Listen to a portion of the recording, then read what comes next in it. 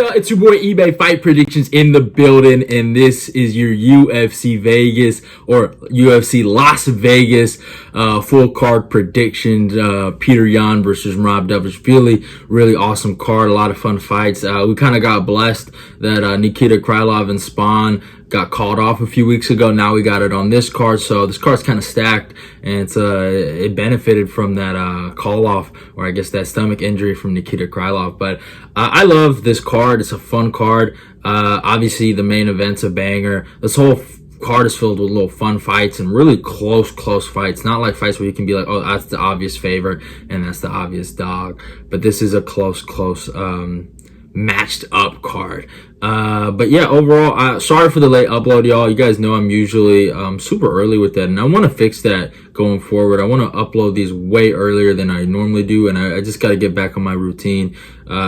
Just work and just the workload, and yeah, you know, I gotta stop working so many damn hours, so I'm gonna try to get more videos out. But yeah, it is what it is. But besides that, go follow me on my Twitter and my Instagram. Like, comment, and share the video. Let's get this eBay Fight Prediction Nation growing before we get into this. But yeah, let's talk about this card now. We start off with the curtain jerker of the night. Tyson versus Bruno Silva. I love this fight. I really do. Tyson is 39 years fucking old, but coming off an insane KO victory over Odi Osborne. Predicted that, by the way, and that was glorious when it happened. I was happy. I was happy. But Bruno Silva, tough dude, coming off wins over Victor Rodriguez and JP Buys. Not the toughest guys, but he fucking finished those guys. His last losses to Tigir and Blekov and David Dvorak in close fights. And he lost to good guys, so no shame. No shame in that. But I will say though, I'm sorry y'all. That shit, I almost had a heartache, bro. My bad. I'm back though. I will say though, I think the age is just the biggest factor going into this matchup. Bruno Silva being about 32 years old and Tyson being 39. Tyson will have a reach advantage, and I assume in this matchup, just seeing the way how both guys strike, I think Tyson might have a power advantage and a striking advantage a little bit. But I've seen Tyson get outstriked before. Mashnell did it, outboxed him up, and Mashnell's one of them guys, you touch his chin, he's kind of out. So that was a little like, kind of got a fraud check there. But yeah, I mean, beat Jerome Rivera, beat Zurg Adeshev, good wins. But overall, I like Tyson but I just think Bruno Silva, he has the wrestling. He has strong hands where he can really hit hard, and he hits you clean, you're fucking down. So I think Bruno Silva should be able to win this fight actually by decision. I think if he can fight a really smart fight here, I think I got Bruno Silva getting the decision victory here over Tyson via decision. Next fight, Tony Gravely versus Victor Henry. Victor Henry coming off a loss to Raphael. I called that, by the way. A lot of people don't give me enough credit for it. I really did call that, and I got a lot of heat for that for some odd reason. But Tony Gravely's a good wrestler. He's coming off a loss to Javid Bassarat, who I think is awesome, so no shame in that. But I think Victor Henry should actually win this fight. He's just a really good counter wrestler, and he's good movement and like just output. And I know a lot of people clown him for the Assunção loss, but Assunção, you look at his strength of schedule, we'll talk about it later because he's also on this card.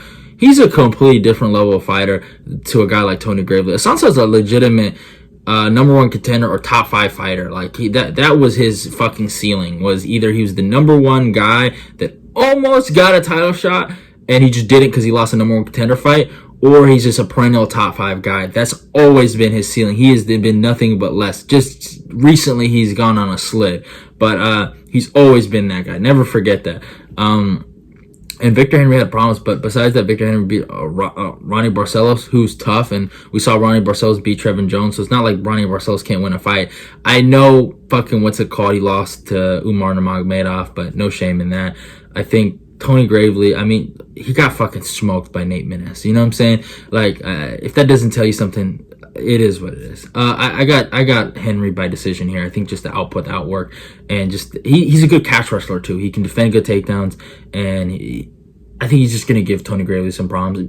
Gravely might win the first round, And, you know, he does have a bit of a reach advantage here. But besides that, and he's the younger guy. Besides that, I just don't think he'll go out here and dominate fucking Victor Henry. I promise you that. This won't be a dominant performance by Tony Gravely. I got Victor Henry by decision. Just the output, the outwork. It'll just be too much for him.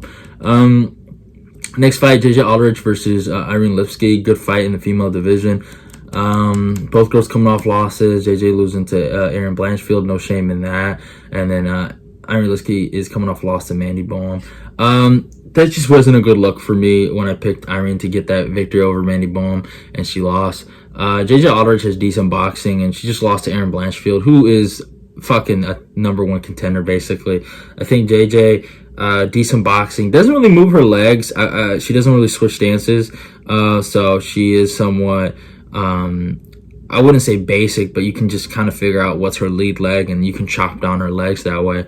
So I can see Irene Lipski kind of looking for the leg kicks here. But I think JJ, she could even take this to the grappling route and really get some takedowns here. So I think JJ Aldrich should win this by decision. I think she's just the more complete fighter and the tougher fighter of the two. So not going to lie. Next fight, Mario Batista versus Guido Canetti. The return of Canetti, the GOAT. The GOAT. 2-fight win streak for Canetti. Chris Moutinho and fucking Randy Costa. Guido Canetti with that victory over Randy Costa was, oh my God. I had no words that day. I had no fucking words to what I saw that day. I think Mario Batista should go out here and destroy Guido Canetti. He's better striking, better grappling. He's just a better fighter, better chin. He has the longer arms. He's the younger guy. What else can I say? Guido Canetti's 43 fucking years old. Mario Batista should probably get a finish here. I'm saying first round KO, or submission. Either way, he's getting finished in the first round. But respect to Canetti for getting 2 wins, in the landscape of the UFC right now. To get those 2 wins for him probably meant the world. So respect, you gotta respect, Guido Canetti. Next fight, Cedric Dumas versus Josh Fremd. I think Cedric Dumas gets the guillotine in the first round. Just simple as that. Just seeing what happened to Josh Fremd in his last fight, and just seeing what Dumas fucking did in his last fight, it just tells me those things they connect, right? It's like a key going in a fucking door. I just honestly, truly believe, Cedric Dumas isn't that anything special, but Josh Fremd is also not special at all. So I'm gonna be rocking with Cedric Dumas by submission in the first round. Next fight, Raphael Assunção versus Davey Grant. So I'm gonna be rocking with my first underdog here. I'm pretty sure everyone's fucking picking Davey Grant here by KO, but I've read with Raphael Assunção in his last fight, and I've said it multiple times. There's no shame into losing Ricky Simon, Cody Garbrandt, Corey Sandhagen, and Marlon Moraes, a prime Marlon Moraes 4 years ago. There's no shame in that loss streak right here. These are all killers. Davey Grant's, he does have the KO power, and I think he could get a KO here. I wouldn't be surprised, but I think Raphael Assunção, if he can do what he normally does, use his low output, I wouldn't say he has low output, but what he can do is make the whole environment a low output fight. If you go watch his fight against Aljamain Sterling, they legitimately didn't fight. And he has that ability to make fights boring, right? And if he can go back to that guy, right, and be a good counter striker and get takedowns when he needs to, and just be a very calculated, almost, what's the word? Just venomous kind of fighter, you know, where he's only looking for opportunities where he's just successful at, like he did against Raphael. Probably one of his better performances was against Raphael. Drops him, gets takedowns to really, to clutch out rounds, and just fought a really smart fight. If he can go back to that guy, he beats Davey Grant 10 out of 10 times. I truly believe that. The only issue is when he starts kind of like engaging in these kind of like firefights, that's when he gets fucking smoked. But I truly believe he can win this fight with his wrestling and just good counter striking. So Davey Grant hits hard, but you look what Louis Smolka did. Smolka had some fucking he had some moments in that fight. So So yeah, I'm gonna be rocking with Raphael Assunção by decision here. I think the takedowns and just the strength of schedule. I know he's 40 years old, but you just can't, when he's fighting some of these guys, you just cannot compare their strength of schedule at all, man. Like, David Grant's good. He has a win over Marlon Vera, no shame in that. And he also fought Marlon Vera again. And in the rematch, he actually gave a good account of himself. But you just can't, in my humble opinion, you just can't compare their strength of schedule together. Like, this guy beat TJ Dillashaw, right? Like, stop it, you know? Next fight, Łukasz Brzeski versus Karl Williams. It's a good fight here. I gotta rock with Karl Williams. He's just a better wrestler. Łukasz Brzeski, he's kind of like a bit of a meathead. He throws a lot of hard shots. He kind of goes for those clunky, you know, situations. And I don't know. I don't know how to describe it. It's heavyweight fighting, and we saw how a light heavyweight does against a fucking heavyweight. And you know, Karl Williams is a guy that's fought at light heavyweight before, and he's done pretty all right at it. And I just think the wrestling will just be too much for him, for Mr. Brzeski, and I think he should probably get the W here over Brzeski. I think Karl will get the win here. I'm not gonna say finish. I might say.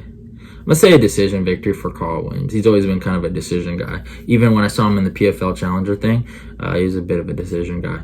But, you know, good wrestling for him. Next fight, Vitor Petrino versus Anton Tudrakhi. I think that's how you say his name. This is another fight where I gotta go with the wrestler and Anton. Good on Victor, or Vitor, or whatever his name is, for getting that crazy KO on Contender Series, and it was cool to watch. But I gotta go with the dog here. I just think Anton, he fucking fought a beast in Jailton Almeida. Like, there's no shame in that. Jailton Almeida is a fucking monster, and I just think this is his more natural weight class too. So I just got to go with Anton here. I think Anton gets the decision victory. I think he'll get the takedowns. And if he can get out of the way of the power, I truly believe Anton can win this fight.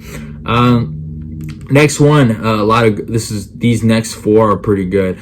Said Nurmagomedov versus Jonathan Martinez. This is a phenomenal fight. I don't know. I'm not going to make a breakdown on this. I really want to, but this is a great fight, man. Jonathan Martinez put a whooping on Cub Swanson like no tomorrow. And Said Nurmagomedov had a very, very hard fight against Romanov, but got the submission victory. Both guys are really good, but both guys have been fraud checked before. Obviously, Ronnie Barcelos fraud checked Said Nurmagomedov, and fucking ultimately Davey Grant fraud checked Jonathan Martinez. Now, it's a different level of fraud check. I feel like Said, when he got fraud checked, he just lost certain positions and certain scrambles against Ronnie Barcelos, and that's what really lost him that fight, and he just stayed on his back way too long. Jonathan Martinez just got caught, and he's had this issue of just getting caught by lower level fighters, and he just seems like he has a bit of a chin issue. But offensively, his striking is really good. I love how he just kills these guys' legs, and the way he checks leg kicks, the way he throws leg kicks, the way he just has so much bad intentions with his strikes. I love it. And what he did to Cub Swanson was fucking beautiful. I gotta rewatch that fucking. No, I don't have to rewatch. I did rewatch that fight. My bad. And it was just awesome. It was he fucking embarrassed Cub in there, and I enjoyed every second of it. So I really do like Jonathan Martinez here, but just Said Nurmagomedov, strength of schedule is better. Overall ability is better. I think they're both good offensively in their striking. I would say Said Nurmagomedov might have the better defense in terms of striking, and Said has that thing in his ace pocket. It's called grappling.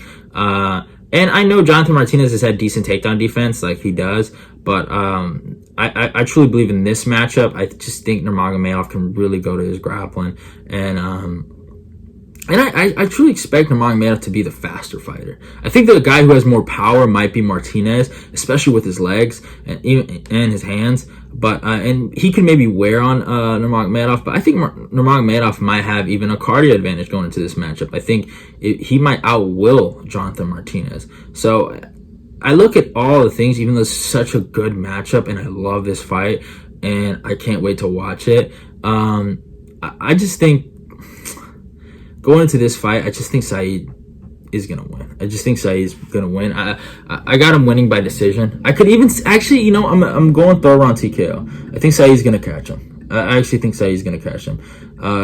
I just didn't like how I saw Alejandro Perez lock down fucking Martinez. It just wasn't a good look. It just wasn't a good look. Next fight, Ricardo Ramos versus Austin Lingo. I like Austin Lingo, man. I've picked him in a few of his fights, but I think Ricardo Ramos is a little too much better than Austin Lingo everywhere. Austin Lingo's tough. He fights hard, good, decent power, and he is decent cardio. But Ricardo Ramos is very creative in there.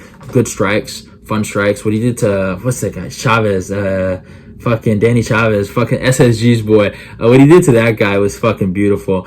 And he just goes in there and he does his thing. I truly believe that. And, you know, Ramos has the reach advantage. He's the younger guy. And he's just going into his prime a lot better than what Austin Lingo's going into. Austin Lingo is just a tough guy. There's no ceiling. He's reached his ceiling. Ricardo Ramos has a lot of time and a lot of potential to grow. So I could even see him be better than what he was in his last fight. So I'm going to be picking Ramos to get the victory here. Lingo's really tough. He's a tough dude. So I'm going to pick Ricardo Ramos here by decision. I'm not going to disrespect Lingo and say he get finished, but yeah. Next fight, Nikita Krylov versus Ryan Spann. I broke this fight down before. It's going to be 215, so at the catch weight. It's a 3-round fight, but I don't think that's going to affect it. I think this fight was going to end no matter what before 3 rounds. I got to go with Krylov by either ground and pound or submission kind of finish. I'm gonna say ground and pound in the 3rd round. I just think Krylov, again, and I said it before in the breakdown before, Krylov is just a little better than Spann everywhere. Spann has the power advantage, and that's about it. And Spann's pretty good on the grappling. So I could see a situation where maybe Spann doesn't get taken down. I could see that. But we saw in the Sam Alvey fight, if he can keep this guy against the fucking fence, it's not impossible, right? So if Krylov can keep him against the fence and he can beat him up in the clinch, knees to the body, fucking uppercuts, dirty boxing, just fucking Ryan Spann up, basically. I could see it. I could completely see it. And respect to Spann, man. I could see the KO, but I just think Krylov's the better fighter. And yeah, maybe the fucking him missing I guess dropping out of the fight the first time might affect him going into this one. This one being catch weight, Ryan Spann getting to get a little bigger. Some things you could look at and be like, maybe the turnaround might be too quick for Krylov, but I think Spann should lose this fight. I just think Krylov's just too much better. But I could see Spann knocking him out, though. I wouldn't be surprised if Spann goes out there and KOs him. But yeah, I got Krylov here. And yeah. Next fight, Alexandr Volkov versus Alexander Romanov. I got Volkov here. Volkov, he's just a better fighter. And I know I've said this a lot, but there's only been there's been 2 kind of like really good grapplers that have defeated Volkov, and that's Tom Aspinall and fucking Curtis Blades. And those guys were able to take him down at will multiple times. And Romanov is good. Don't get it twisted. Good wrestling, but the point is Volkov is just a little better than that fat boy. I don't know how else to say it. He's just a little better than that fat boy. And he's going to teep that stomach to death. He's going to have good takedown defense. And I've seen even Marcin Tybura try to take down Volkov. It didn't work. And yeah, the fight didn't look too good. But in retrospect, you look back at it, Tybura is a good fighter. And it wasn't a bad performance to have against a good fighter. You know what I'm saying? Romanov, we saw what happened. He met his match in his last fight, and Tybura taught him respect. He gets tired. Even against Juan Espino, man, he should have lost then. But I think Volkov's going to murder this guy. I think Volkov's going to make it look easy. And yeah, he's going to teach Romanov some respect. And in the main event, I have a breakdown on this. I got Petr Yan by 4th round TKO. I'm trying to think of things I didn't say in my breakdown that I might want to bring up. But yeah, I wouldn't be surprised if Merab gets out wrestled by Yacht. Just saying, I could see it. My bad. For the sneezing thing. But sorry besides the interruption, y'all, my fucking alarm just went off. But yeah, I could see Jan even out wrestling Merab. Merab's good, and Merab, I know a lot of people are gonna say Merab's gonna continue Aljo's plan. But one thing I noticed about Merab and Aljo when I really started comparing both guys, what I noticed when they fought common opponents like Marlon Moraes and Cody Stamann, Just Merab doesn't do it as good as Aljo. You know what I'm saying? And especially with the Cody Stamann fight, I know Marlon fucking finished Aljo, so that was a bad point. But to stick to Cody Stamann, Aljo finished that guy. You know, and it was a tough fight. Don't get it twisted. Cody gave both of them tough fights, but Merab had a tough time with Cody Stamann, and I think Petr Yan has better wrestling than Cody Stamann, and yeah, he's just not. He's good. Don't get it twisted. Merab is good, and I told you guys, fucking Merab is gonna beat Aldo, and Merab is a legitimate top 5 guy, and I don't think he's going anywhere anytime soon. I don't think he loses this fight and it's over for him. But here's the thing: he's not Aljamain Sterling, and you guys know how I feel about Mr. Aljamain Sterling. But I will give Aljo his respect. He is the champion of the world, and yeah, do I think Merab has a real legitimate chance of following that blueprint that Aljo has laid out? Yeah, of course I do. But I don't think. I just don't. The timing ain't right for him. I don't know why, and I don't know if you guys feel the same way, but it just feels like both these guys are on 2 different paths. Merab is on a real rise, and it just seems like it's going to get halted, and Petr Yan's on a comeback trail. You know what I'm saying? And it just feels like maybe Merab should have got Yan a little sooner, when Yan was maybe a little more arrogant, when Yan didn't really... didn't seem like he wasn't really fixing his grappling holes. I think Jan's going to come in here super prepared, and I think he knows the stakes of this fight. A lot of people don't understand how big the stakes are here. This is Merab's title shot given to him right now. Because I know fucking Aljo's last fight is going to be against Henry's. I am confident that's his last fight. He might do one thing with Sean O'Malley, but I truly believe Aljo's going to move up next year. And I think he's going to give the ability to fight for a belt to Merab. And Yan, this is legitimate career suicide if he goes out there and loses to Merab. It's over. There's no coming back from this one. Not saying he can't. I think he can. But those little fans, those little fucking Yan haters, they won't let Petr Yan and his fanboys, including me, hear the end of this, you know? So, yeah, it is what it is. I just think Yan has way more to lose. You know, this would be a 3-fight losing streak for him if he goes and loses to Merab. And in his last 5, he would be 1-4 if he loses. So he really needs a win here, and it's hard not to go with Petr Yan. So I got Yan by 4th round TKO, and yeah. It is what it is. Go check out that breakdown, though, I did about Yan and Merab. It's pretty good. Love y'all. Goodbye. Before I close this out, go follow me on my Instagram or go follow me on my Twitter. Like, comment, and share the video. Let's get this eBay Fight Prediction Nation growing. Love y'all, and goodbye.